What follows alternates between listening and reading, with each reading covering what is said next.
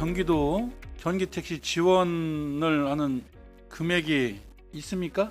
그 대길 개선 및 온실가스 감축 효과를 높이려면 친환경 택시의 확대 보급이 좀 필요하다고 본 의원은 생각하는데, 일반 승용차보다 주행 거리도 길고 온실가스 배출량도 한 5배 정도 많은 게 사실 아닙니까? 전기택시 도입을 확대가 필요하다라고 주장을 하는 겁니다. 허가 신고 대상 500만 규모물 개수가 28만 4천여 개가 넘는데 불량 강판은 점검 대상에서 빠져 있어 그야말로 안전 사각지대로 전락하게 되며 경기 지역에 발생한 5개 강구물 추락 또는 전도 사고가 하루에 한 건씩 간판 사고가 벌어지는 셈입니다. 도민의 보행 안전을 위협하는 불량 5개 강구물이나 가게가 바뀔 경우에 간판을 같이 정비할 수 있도록 제도 보완 필요하다고 생각되는데, 이에 대한 구체적인 대안 같은 거 있으시면 말씀 좀 부탁드리겠습니다.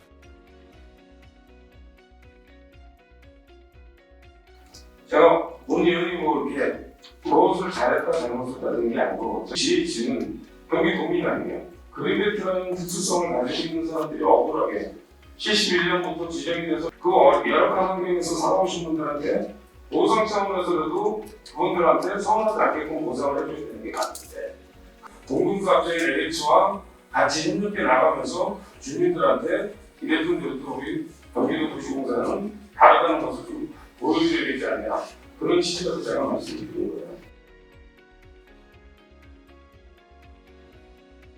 야생식물 보호관리를 통한 생물 다양성 증진 및 생태계 균형 유지를 위해서 생태계 교란 식물을 제거했다 그랬는데, 출장 가시다 보면 알겠지만 그 하천이 상당히 많잖아요. 거의 하천마다 이 가시박이 없는 데가 없어요. 유해식물이 국내 자생식물의 생태계를 위협하고 사람에게는 그 아르레기 비염을 유발하는 등 여러 가지로 피해를 주고 있으니까 신속한 조치가 필요하다고 생각을 합니다.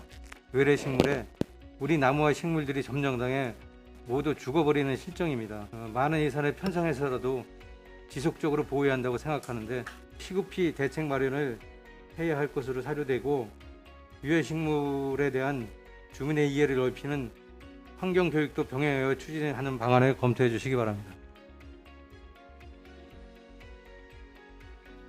공원을 많이 만들어야 된다라는 거에 대해서는 저도 뭐 적극적으로 동의를 하고요. 처에 있는 뭐 공원이라든가 작은 숲 이런 것들을 이용을 많이들 하잖아요. 이게 도비 자체가 좀 탄력적으로 그 예산이 책정돼야 되지 않나 그런 생각을 좀 하거든요. 이게 뭐 적극적으로 좀 실현이 됐으면 하고요. 만들어 놓으면 일단은 호응이 굉장히 좋은 사업이니까 네. 그렇게 말씀드리고.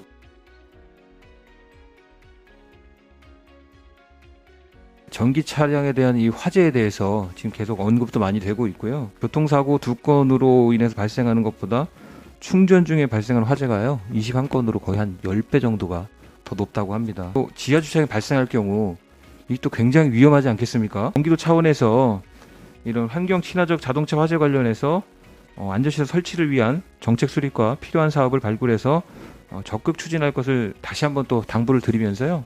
저희 안전 강화 및 사고 예방 시스템 구축을 좀 적극적으로 방안을 검토해 주시기를 좀 부탁을 드리면서 저는 여기까지 하겠습니다.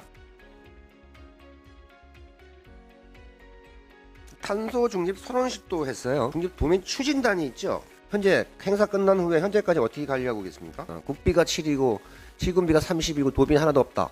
이걸 추진하기 위해서는 적극적인 도의회가 도움이 필요하시다. 그분들이 각 시군 10명씩 있다고 저도 얘기 들었고, 예. 행사가 끝난 다음에 그분들이 자꾸 불러서 참석도 했었어요. 그러니까 여러모로 관심이 많더라고요. 예산과 뭐 그건 필요 없고요. 힘을 얻으셔야지. 옆에서 누가 시민단 발족도 으쌰으쌰 해줘야 힘이 나는 거 아니겠습니까? 예. 왜 생겼다고 생각하세요? 깔따구 유충이? 그러니까 정수장 관리 부실이 맞죠? 그럼 노시설 그 정수장이 몇 개예요? 수원 광교 정수장이 관련한 유충 발생 원인 판박이 되어 있는 이런 부분을 경기도가 정말로 어떻게 보면 종합감사해서 다시는 이런 상황이 발생되지 않도록 재발 방지 대책을 마련해야 되지 않을까 이렇게 생각을 하는데, 우리 담당 과장님은 어떻게 생각하십니까? 아실지 모르겠지만 저희가 도청 신청사가 입주를 하고 막 그러는 과정에 올 7월 정도에 언론에서 경기도청 신청사에서 라돈이 검출됐다. 그래서 혹시 이건 경기도에서 관련해서 그 이전이나 그 이후에 경기도청 신청사에 대한 실내공기질 검사를 한번 의뢰한 적이나 뭐 그런 적이 있나요? 저희가 건의를 드려서 의회하고 도청청사를 한번 장기 측정법으로 특정 지역을 많이 나온다는데 뭐 주차장이나 뭐 좀 약간 밀폐성을 띈다는 그런 공간에 하실 용인이 있으십니까? 실내공기법이나 관련 조례의 대상 기관은 아님에도 불구하고 많은 인원들이 상주하고 근무하는 공간이니까 안전에 만전을 기하는 게 좋다는 차원에서 말씀을 드린 거고요.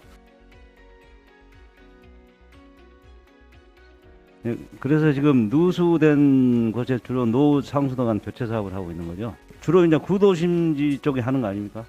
계속 정부에서 이제 일기 신도시하고 택지 개발 30년 된 거에 대해서 재정비 사업을 계속 말씀하시는데 주로 건축 분야에 대해서 말씀하시잖아요. 거의 일기 산도시도 이제 30년 이상 된 노후관이 많거든요. 구도심 지역에 대해서는 누수에 대해서 지금 사실은 누수율을 잡기 위해서 계속 예산을 투입하고 그러지만은 신도시에 대해서는 거의 대책이 없는 것 같더라고요.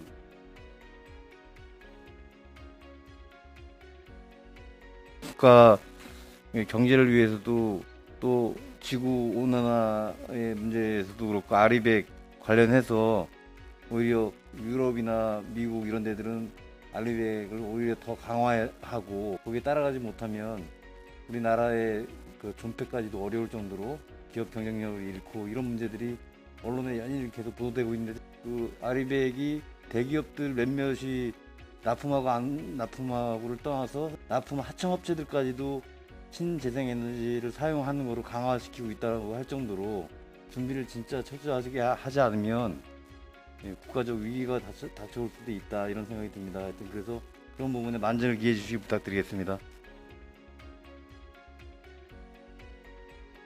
경기도에 이제 수원에 2곳 그리고 광명에 올해 하나 늘어서 무장애 통합 놀이터가 3곳이 되었습니다. 장애 아동들이 비장애 아동들과 함께 어울리면서 놀 수 있는 경험을 가질 수 있게 해주는 것이 저는 저희의 역할이라고 생각을 합니다. 지금 이제 시작 단계니까 그런 시행착오가 있고 부족함이 있을 수 있다고 생각을 합니다. 장애인 부모단체나 경기도의 복지국 장애인 담당 부서도 같이 협의할 수 있겠죠. 이런 무장애 통합 놀이터 설치나 무장애 나눔길이라던가 이런 길을 조성할 때 분명한 가이드라인을 만들어서 이제 장애 아동들도 제가 어린 시절 가졌던 기억처럼 이제 친구들과 놀이터에서 놀던 그런 행복한 기억들을 전달해 주실 것을 부탁드려도 되겠죠?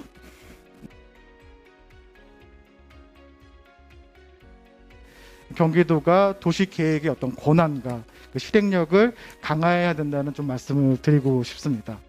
경기도와 같은 경우에는 각각의 시군에서 도시기본계획을 수립합니다.